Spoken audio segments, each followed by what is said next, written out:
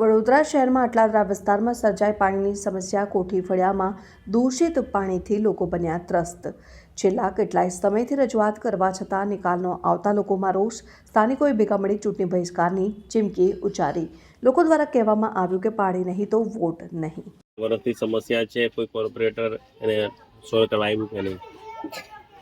આજે આ સમસ્યા 15 વર્ષ પહેલાની જ છે. માનો કે 15 વર્ષ પહેલા લાઈન બદલાઈ, અમારે લાઈન બદલી ખરી, પણ પાણી એટલું દૂષિત ને એટલું ખરાબ આવે છે, પીવા લાયક તો છે જ નહીં, અત્યારે જોવા લાયક નથી, એને સૂંઘવા લાયક બી નથી પાણી. તો પછી છોકરાઓને બીમારી અત્યારે તમે એવું કહો છો કોરોના નીકળે છે. કોરોના આ કોર્પોરેશનમાં જ કોરોના છે, બીજો કઈ કોરોના નથી. કોઈ રોગચાળો નથી આવતો, કશી વાતે આવતું નથી, પણ પાણી પીવાથી બધું જ થાય. જીવન જરૂરિયાત વસ્તુ શું છે? પાણી છે.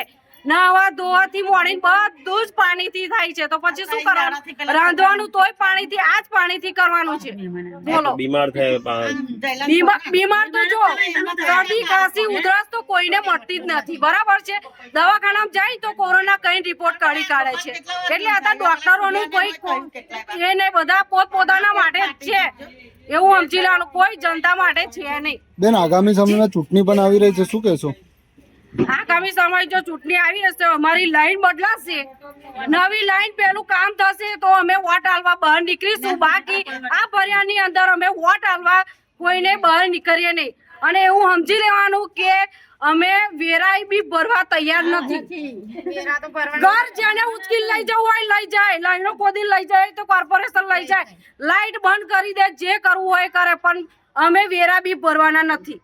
જો લગીને અમારો પ્રશ્નનું સોલ્યુશન નહીં આવે તો એ લગી કઈથી વેરા ભરવાના? લાઇટ બિલ ભરીશું તો વેરો કઈથી ભરવાના અમે? એટલે આ સમસ્યાનો હલ પાણી જ છે. પાણીનો સમસ્યાનો હલ થશે ને તો રોડ રસ્તા બી ચેક કરી લો આવીને. બધી સમસ્યા અમારી છે, પણ મેન તો પાણી જ છે. અમારી જીવન જરૂરિયાત વસ્તુ પાણી છે. તો અમારે પાણીની જ સમસ્યા સોલ્વ કરશે તો જ અમે અહીં કોઈને વોટ આલવા નીકળીશું. બાકી અમારા વોટ ફેલ જશે. કોઈ વોટ આલવા નહીં. તમારું નામ? મેં સુધાબેન ચાવડા.